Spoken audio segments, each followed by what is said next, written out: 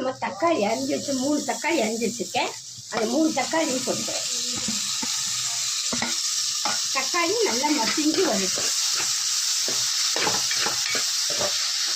தக்காளி மசிஞ்சு கொஞ்சம் உப்பும் கொஞ்சம் மஞ்சத்தூளும் போடணும்.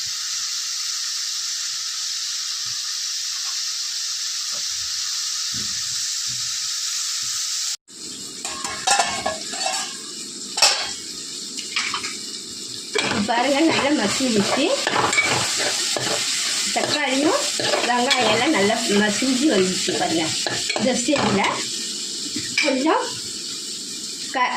கறி மசாலா போட்டுக்கணும். போட்டு நம்ம எடுத்து வச்ச சிக்கன் எடுத்து அதில் போட்டுக்கணுங்க. போட்டு நல்லா கிண்டி கொடுக்கணும் சிக்கனை.